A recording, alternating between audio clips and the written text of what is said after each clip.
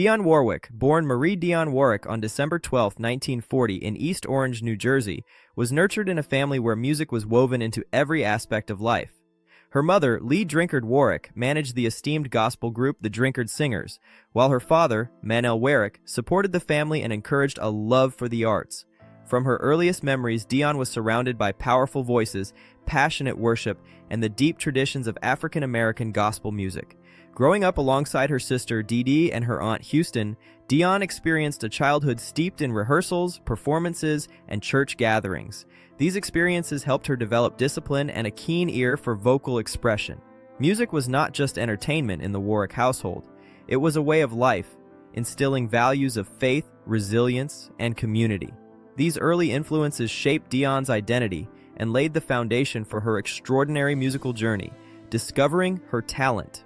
From a young age, Dionne's family environment allowed her natural talent to flourish. Performing with her sister and aunt, she developed a strong stage presence and learned to convey emotion through music with clarity and depth. Being part of a family with a rich musical lineage, including her cousin Whitney Houston, exposed her to world-class vocal artistry. The encouragement and competition within her family nurtured both ambition and artistry. Dionne began to understand that her voice could carry emotion in a way that touched others. Her gospel training gave her the tools to express vulnerability and strength simultaneously, a quality that would later define her pop and soul performances. These formative experiences helped Dionne recognize her potential beyond the church, inspiring her to pursue a career that would ultimately take her to stages and studios across the world. Early career and breakthrough. Dionne Warwick's professional journey began modestly as a session singer, while she pursued studies at Hart College of Music in Connecticut. Lending her voice to recordings for established artists, she honed her craft and attracted attention from music industry professionals. It was during this period that Dionne met composer Burt Bacharach and lyricist Hal David, forming one of the most celebrated creative partnerships in music history. Their collaboration highlighted Dionne's precision, warmth, and emotional depth, leading to her first major hit, Don't Make Me Over, in 1962.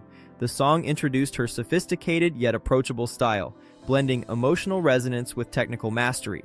Over the 1960s, Dionne achieved a series of hits like Walk On By, Anyone Who Had a Heart, and I Say a Little Prayer, which became enduring classics. These songs not only achieved commercial success, but also cemented her as one of the premier female vocalists of her time, redefining pop and soul music for generations. Rise to stardom.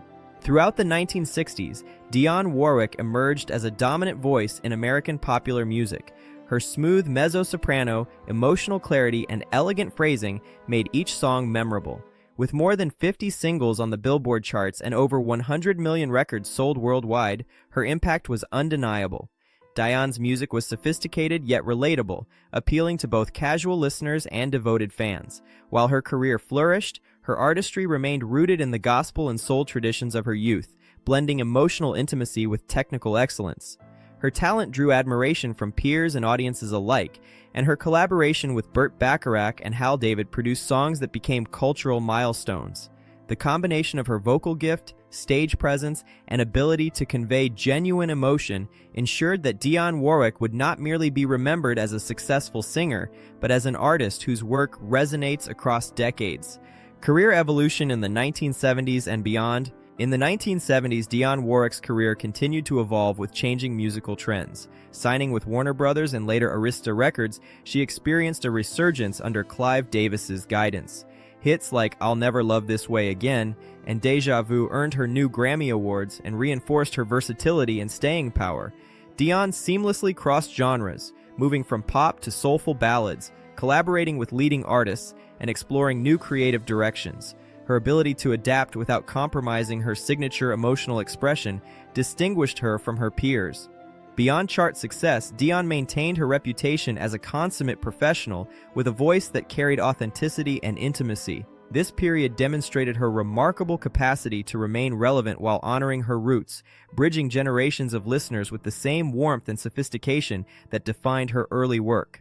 Collaborations and humanitarian efforts. Dionne Warwick's career was not only defined by her solo work, but also by remarkable collaborations with icons such as Elton John, Stevie Wonder, Gladys Knight, and Luther Vandross. Her 1985 collaboration on That's What Friends Are For became both a commercial hit and a charitable anthem, raising funds and awareness for AIDS research. Beyond music, Dionne has used her platform to champion humanitarian causes, advocating for hunger relief, racial equality, and global health.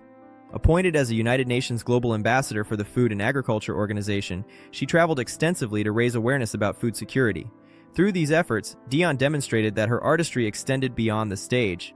She combined talent with compassion, using her voice to inspire change and uplift communities, showing that true greatness lies not only in professional achievement, but also in the ability to make a positive difference in the world. Personal life and family. In 1966, Dionne Warwick married actor and drummer William Elliott, a union that reflected their shared love of music and performance. Though the pressures of fame challenged their relationship, their connection endured through reconciliation and a remarriage in Milan, Italy in 1967. Together, they had two sons, David and Damon, who inherited their parents' musical gifts. Dionne embraced motherhood alongside her international career, balancing touring and recording with raising a family. Despite eventual separation and divorce in 1975, her experiences of love, reconciliation, and parenthood enriched her personal narrative, shaping her resilience and emotional depth. Her sons continued the family's musical legacy, with Damon becoming a Grammy-winning producer and David pursuing a career in music, demonstrating the enduring influence of Dionne Warwick's artistry and family values across generations. Admiration for Frank Sinatra. At 84, Dionne Warwick shared a deeply personal reflection about Frank Sinatra, revealing a rare vulnerability in a life marked by success. She described Sinatra as someone whose presence could disarm even the most seasoned performers, combining confidence with an ability to make others feel valued. Dionne admired his skill at interpreting a song, living each lyric with authenticity and emotional depth. Their encounters during the 1960s and 1970s left a lasting impression on her, both professionally and personally. Sinatra's encouragement helped her navigate fame, reminding her to remain true to her artistry. Dionne explained that, despite her accomplishments, Sinatra uniquely moved her, inspiring her to give her fullest self to every performance. His influence exemplified the profound impact one artist can have on another, transcending collaboration to leave a lasting mark on the heart. Legacy and reflection. Looking back on her career, Dionne Warwick's legacy is a testament to talent, perseverance, and heart. Her contributions to music span decades, blending technical brilliance with emotional sincerity. She collaborated with legends, inspired fellow artists, and touched millions of listeners worldwide. Beyond commercial success, her work embodies a timeless elegance that continues to resonate with new generations. Dionne's commitment to humanitarian causes, combined with her devotion to family, illustrates a life lived with purpose and compassion. Even in reflecting on personal influences such as her admiration for Frank Sinatra, she highlights the importance of connection, inspiration, and mentorship. Her story reminds us that music is more than performance. It is a bridge between people, a source of joy, and a medium through which love, empathy, and human experience are shared across generations.